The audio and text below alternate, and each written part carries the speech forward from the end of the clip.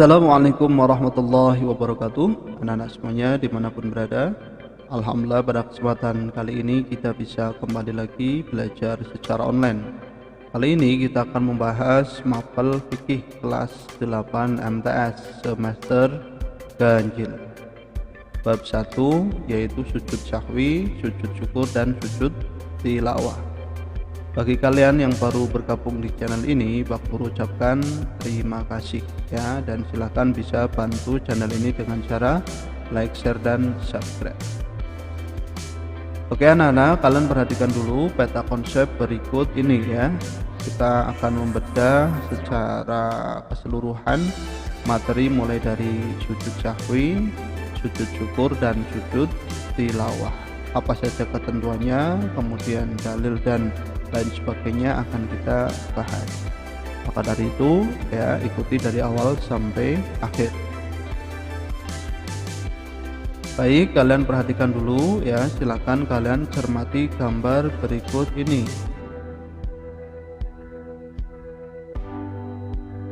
Sudah anak-anak?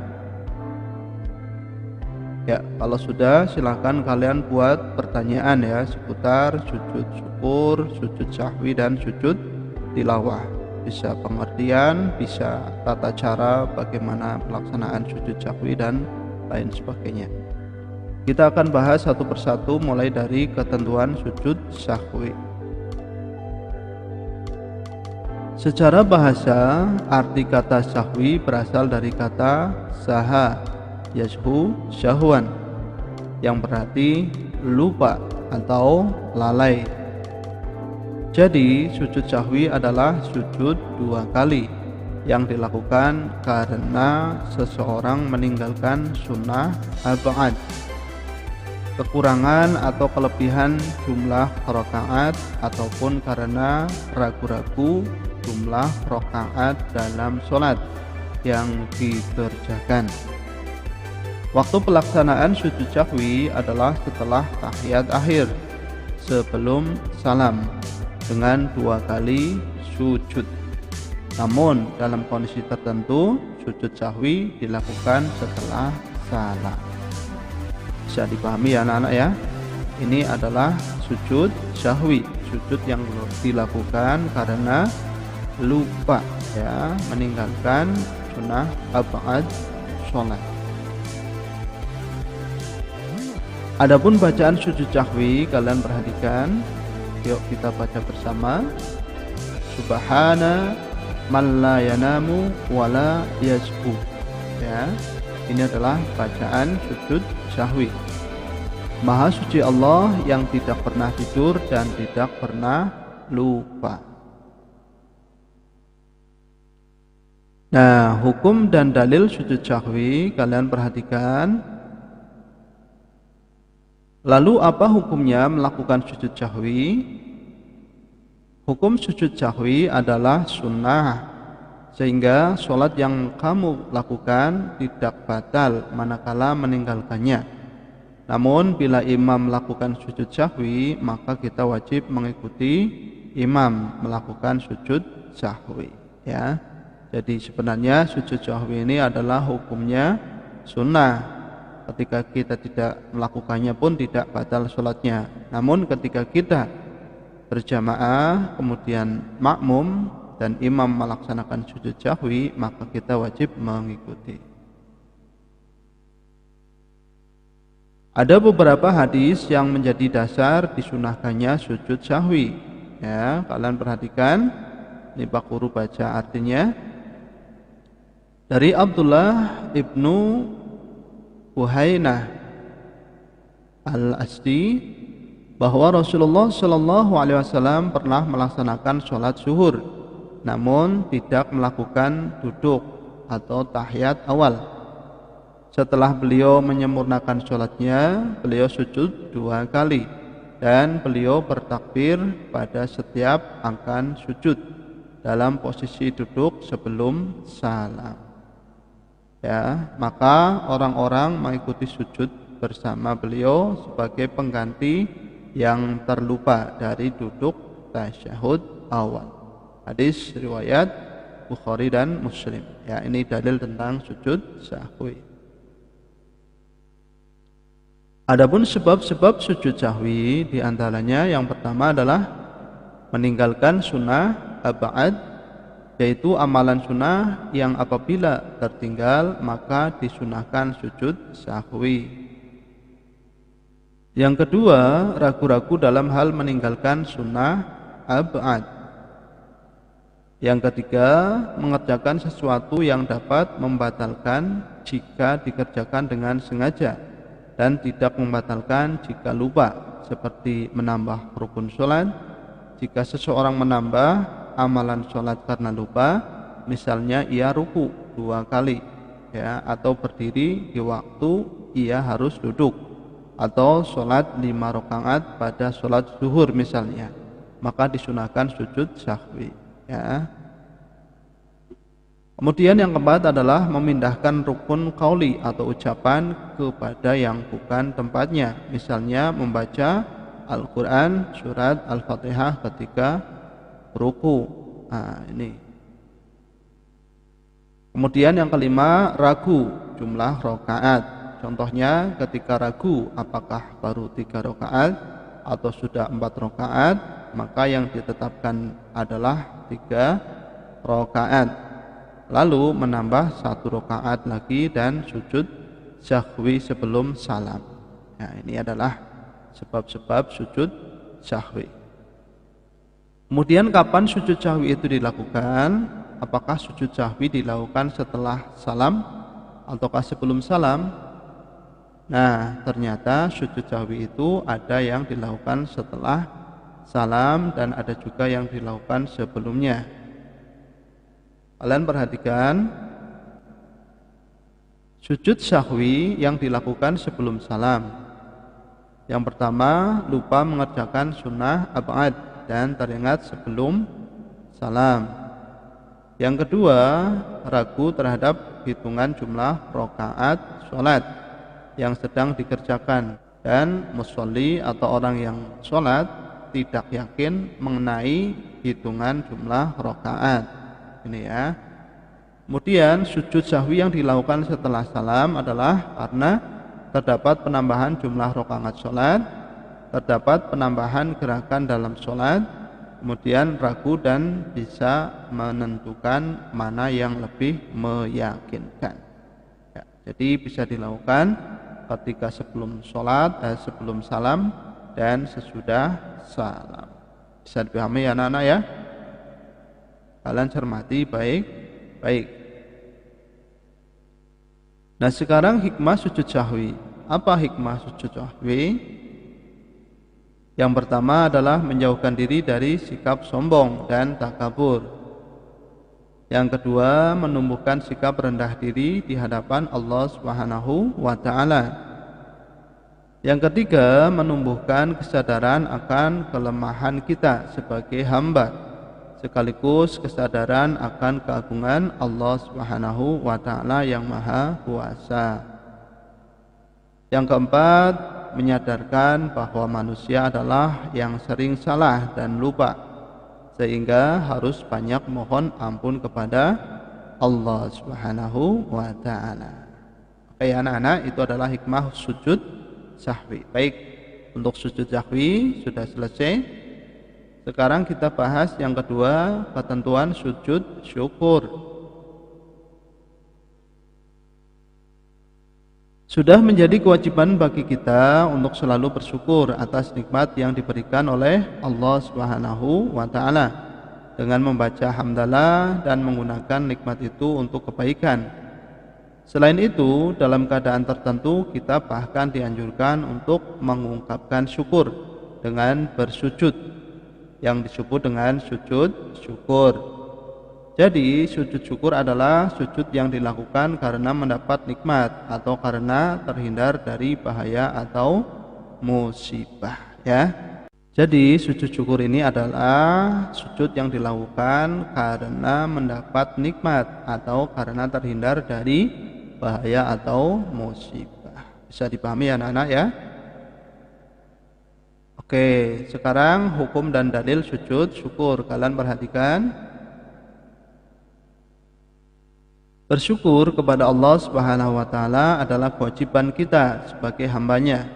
Sementara itu mengungkapkan rasa syukur kepada Allah Subhanahu wa taala dengan sujud syukur adalah sunnah. Ya, jadi hukumnya itu adalah sunnah. Ya, mari kita perhatikan hadis Rasulullah Shallallahu alaihi wasallam berikut.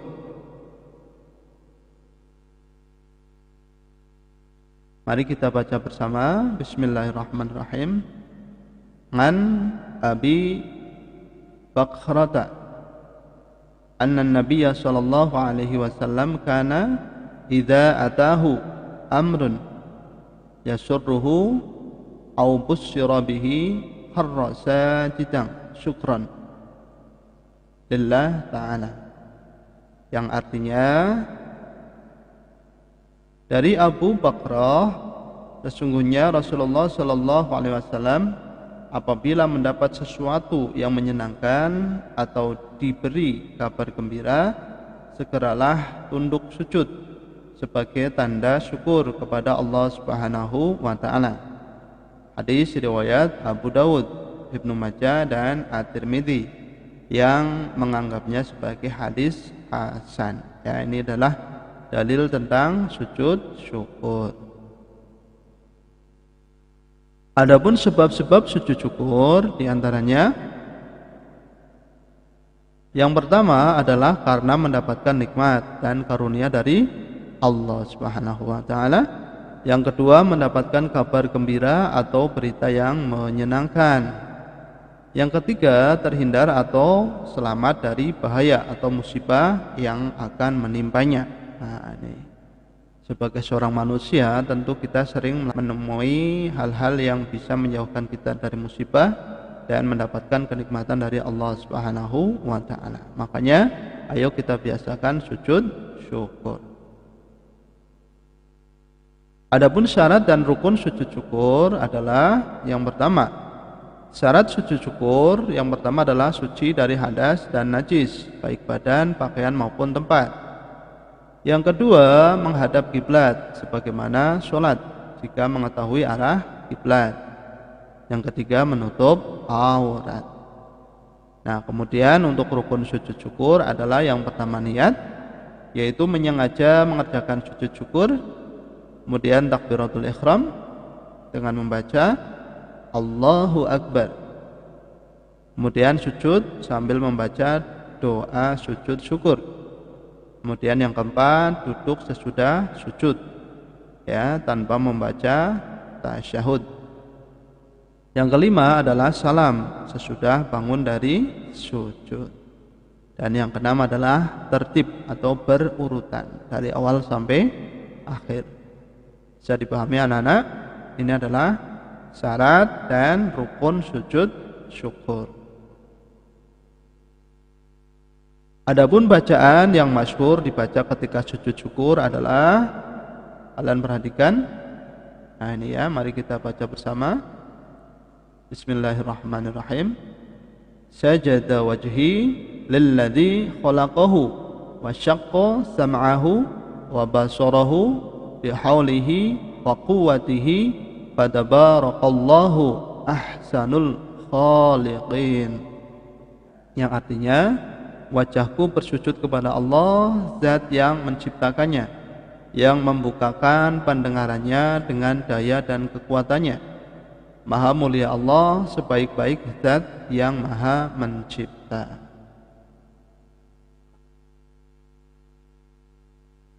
Nah, adapun hikmah sujud syukur adalah yang pertama, mengingatkan dan mendekatkan diri kepada zat yang memberi nikmat dan keselamatan, yaitu Allah Subhanahu wa taala. Yang kedua, menghindarkan diri dari sifat sombong, karena apa yang kita peroleh semuanya berasal dari Allah Subhanahu wa taala. Yang ketiga, Allah Subhanahu wa taala akan menambah nikmat untuk kita, karena orang yang bersyukur akan ditambah nikmatnya. Kemudian sebagai bentuk ungkapan kepasrahan hamba kepada Tuhannya. Kemudian yang kelima, mendapatkan pahala dan di akhirat akan disediakan tempat yang istimewa bagi mereka yang pandai bersyukur. Dan yang keenam, membantu membuat badan menjadi sehat dan bugar. Oke ya, ini adalah hikmah dari pelaksanaan sujud syukur. Sudah bisa kalian pahami anak-anak? Oke ya, kalau sudah nanti silahkan kalian tinggal mempraktekannya. Pembahasan sujud syukur sudah selesai, kita masuk yang ketiga yaitu ketentuan sujud tilawah. Kalian perhatikan, pernahkah kamu melakukan sholat berjamaah, kemudian setelah membaca ayat tertentu, imam melakukan sujud tanpa didahului ruku terlebih dahulu? Itulah yang dimaksud dengan sujud tilawah, yaitu sujud yang dilakukan ketika membaca atau mendengarkan ayat-ayat tertentu dari Al-Quran. Ayat-ayat tersebut disebut dengan ayat sajdah. Oke anak-anak, jadi sujud tilawah ini adalah sujud manakala bertemu dengan ayat sajdah. Baik, untuk hukum dan dalil sujud tilawah, ya, tahukah kalian hukum melaksanakan sujud tilawah itu? Hukum melaksanakan sujud tilawah adalah sunnah, baik dan bernilai pahala bila dilaksanakan, ya. Namun tidak berdosa bila ditinggalkan. Jadi hukumnya ini adalah sunnah. Dalil sujud tilawah, kalian perhatikan hadis riwayat Bukhari Muslim. Pak Guru bacakan artinya. Dari Ubaidillah, dia berkata, telah mengabarkan kepadaku Nafi dari Ibnu Umar bahwa Nabi Shallallahu Alaihi Wasallam pernah membaca Al-Quran yang di dalamnya terdapat ayat sajdah.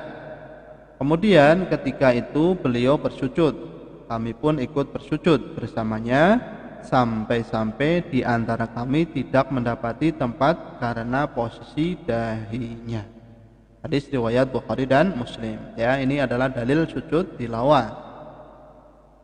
Sebab-sebab sujud tilawah seperti keterangan yang sudah kalian baca sebelumnya tadi ya, bahwa sujud tilawah sunnah dilaksanakan akan ketika mendengar atau membaca ayat-ayat sajdah, ya. Ini jadi sebab sujud tilawah adalah manakala kita mendengarkan ayat-ayat sajdah. Dalam Al-Quran ada 15 ayat sajdah. Yang pertama surat Al-A'raf ayat 206. Yang kedua surat Ar-Ra'd ayat 15, surat An-Nahl ayat 49 sampai 50.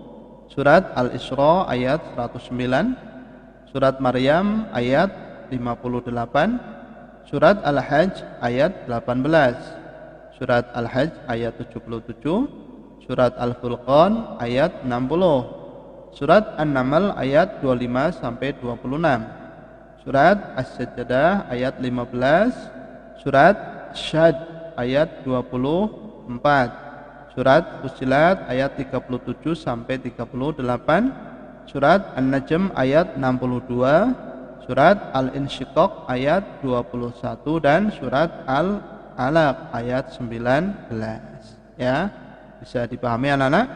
Ini adalah ayat sajdah, ya. Oke anak-anak semuanya, selanjutnya adalah syarat dan rukun sujud tilawah. Kalian perhatikan syarat sujud tilawah, syarat yang dipenuhi sebelum melaksanakan sujud tilawah adalah sebagai berikut. Yang pertama adalah suci dari hadas dan najis, baik badan, pakaian maupun tempat sujud. Yang kedua, menutup aurat. Yang ketiga, menghadap kiblat. Yang keempat, setelah mendengar atau membaca ayat sajdah. Adapun rukun sujud tilawah, ya, yang pertama adalah niat melakukan sujud tilawah. Yang kedua, takbiratul ihram. Yang ketiga, sujud sekali diawali dengan bacaan takbir. Kemudian duduk sesudah sujud, ya, tanpa membaca tasyahud. Kemudian salam dan juga tertib atau berurutan. Silakan kalian cermati ya, ini adalah syarat dan rukun sujud tilawah. Bisa dipahami anak-anak? Oke, kalau sudah kita lanjutkan lagi. Sekarang tata cara sujud tilawah. Bagaimana caranya? Kalian perhatikan. Sujud tilawah bisa dilaksanakan di dalam sholat dan di luar sholat. Ketika di dalam sholat ya, apabila sholat sendirian, caranya adalah begitu mendengar atau membaca ayat-ayat sajadah dalam sholat langsung takbir untuk bersujud sekali tanpa mengangkat kedua tangan. Kemudian kembali berdiri meneruskan bacaan ayat tersebut dan meneruskan sholat. Kemudian apabila dalam sholat berjamaah, makmum wajib mengikuti imam. Jika imam membaca ayat sajadah kemudian melakukan sujud tilawah, maka makmum wajib ikut sujud. Tetapi apabila imam tidak sujud, maka makmum tidak boleh sujud sendirian. Ya, jadi mengikuti imam kalau berjamaah. Bisa dipahami ya anak-anak ya. Nah, kemudian kalau di luar sholat bagaimana? Begitu selesai membacanya atau mendengar ayat sajadah, maka langsung menghadap kiblat dan niat melakukan sujud tilawah. Bertakbir seperti takbiratul ihram ya, kemudian langsung sujud dan membaca doa sujud. Setelah itu bertakbir untuk duduk, kemudian salam. Bisa dipahami, ini cara melaksanakan sujud tilawah di luar sholat. Nah, kemudian tahukah kalian apa yang dibaca ketika sujud tilawah? Bacaan yang bisa kamu baca ya sama dengan ketika sujud syukur. Ya, nanti juga sama doanya ketika melaksanakan sujud syukur. Yuk kita baca sekali lagi. Bismillahirrahmanirrahim.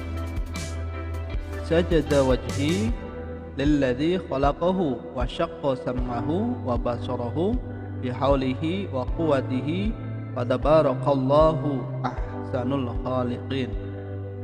Yang artinya, wajahku bersujud kepada Allah zat yang menciptakannya, yang membukakan pendengarannya dengan daya dan kekuatannya. Maha mulia Allah, sebaik-baik zat yang maha mencipta. Ya, silakan kalian hafalkan ya. Ini dibaca ketika sujud tilawah. Adapun hikmah sujud tilawah, yang pertama adalah dihindarkan dari godaan setan. Kemudian lebih menghayati bacaan dan kandungan Al-Quran yang dibaca atau didengar. Yang ketiga, mendekatkan diri kepada Allah Subhanahu wa Ta'ala, zat yang maha pencipta. Yang keempat, menghindarkan diri dari sikap sombong dan angkuh pada sesama. Yang kelima, menumbuhkan kesadaran akan kebesaran Allah Subhanahu wa Ta'ala. Yang keenam, membuktikan ketaatan kita kepada Allah Subhanahu wa Ta'ala. Oke, ya, ini adalah hikmah dari pelaksanaan sujud tilawah. Bisa dipahami anak-anak? Baik ya, sudah kita pelajari mulai dari sujud sahwi, sujud syukur dan sujud tilawah. Semoga kalian bisa memahaminya. Dan sekarang tinggal kalian kerjakan latihan soalnya. Yang pertama, jelaskan pengertian sujud sahwi secara istilah. Kapan waktu dilaksanakannya sujud syukur? Tulislah bacaan sujud sahwi. Yang keempat, sebutkan 5 dari 15 ayat sajadah. Kemudian yang kelima adalah bagaimana cara melaksanakan sujud tilawah ketika di luar sholat. Ya, silakan nanti kalian kerjakan ya dengan baik dan benar. Oke anak-anak, terima kasih sudah menyimak video pembelajaran ini dari awal sampai akhir. Semoga apa yang Pak Guru sampaikan bisa berguna dan bermanfaat. Serta yang lebih penting, silakan kalian amalkan dalam kehidupan sehari-hari. Ya, terima kasih. Kurang lebihnya minta maaf. Sekian. Assalamualaikum warahmatullahi wabarakatuh.